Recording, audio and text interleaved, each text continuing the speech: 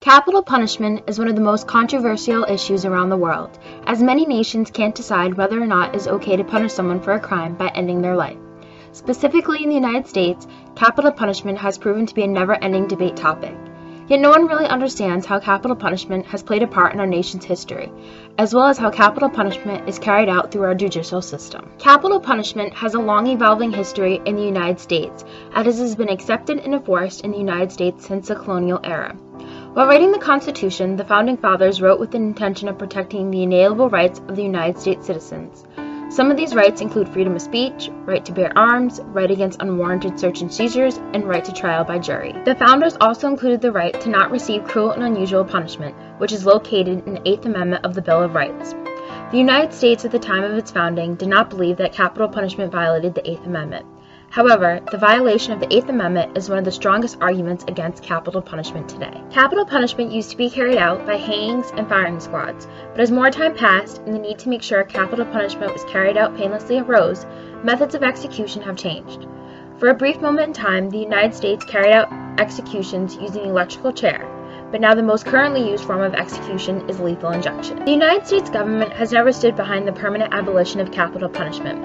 However, the United States did ban capital punishment once in its history in 1972 because of the Supreme Court's decision in Furman v. Georgia.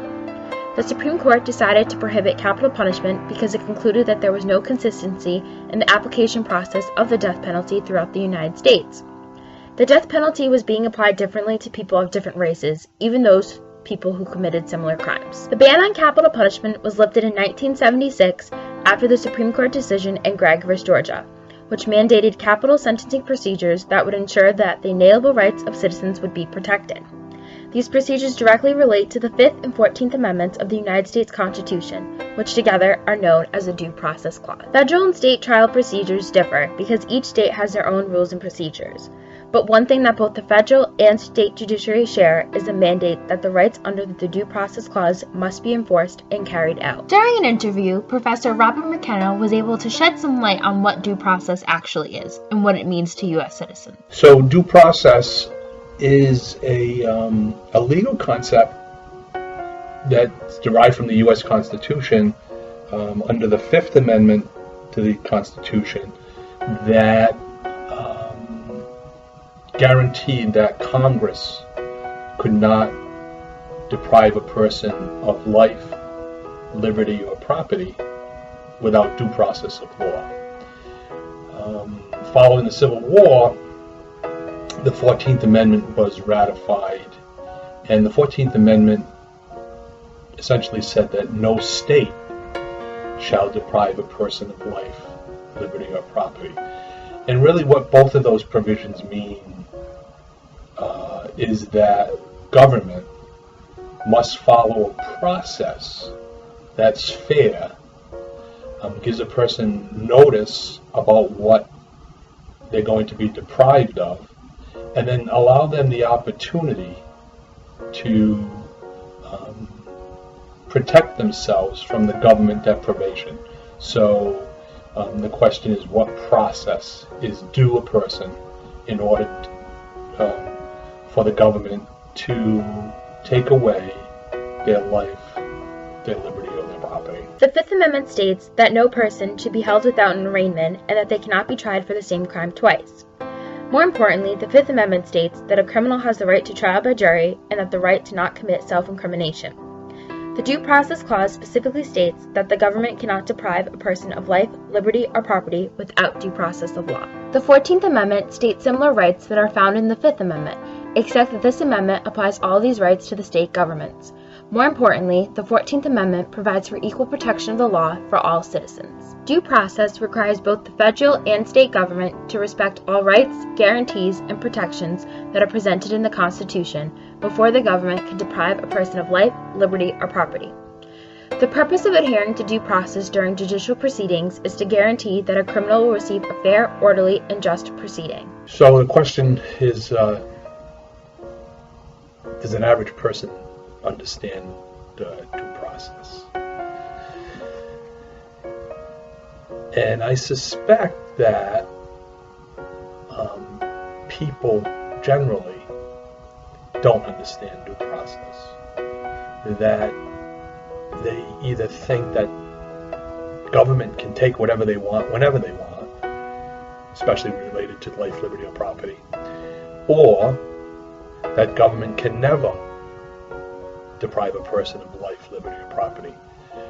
And I don't think they understand the mechanism that is within the Constitution, specifically the 5th and 14th Amendment due process clauses, about what the government can and can't do, and the process by which they are allowed to take away life, for instance, the death penalty, take away liberty, for instance, prison sentence, or take away property, for instance, by eminent domain, which is the taking of private property for public use under the 5th Amendment. So, around the issue of capital punishment,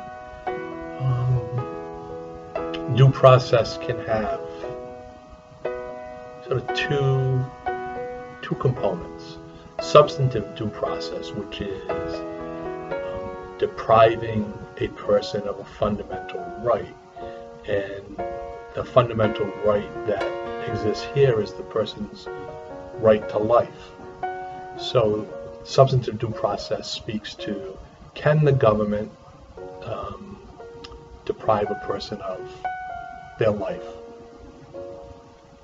And then procedural due process speaks to the procedure by which a person is notified and then have their opportunity to be heard in order for the government to deprive the person of that fundamental right to life.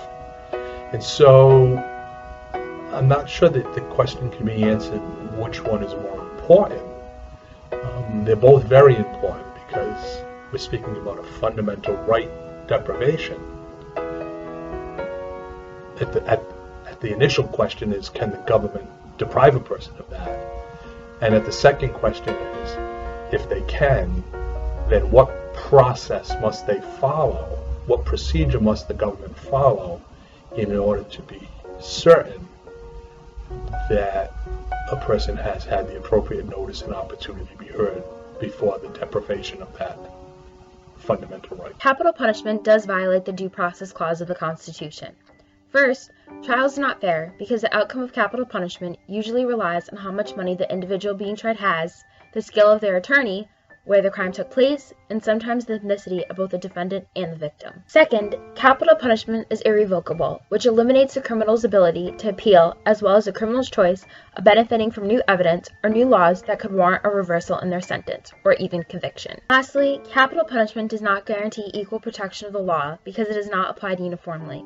The federal government and state governments have different statutes that allow the use of the death penalty. More importantly, it is hard to eliminate the racial biases and other prejudice within juries. It is hard to protect the rights of people when using the death penalty, which is why over 140 nations have decided to abolish it. If over 140 nations have decided to abolish the death penalty, why does the United States still have it? Our society values life, so why are we inclined to punish someone by ending their life? If our justice system really wants to stay away from an eye-for-an-eye justice system, we must abolish the death penalty.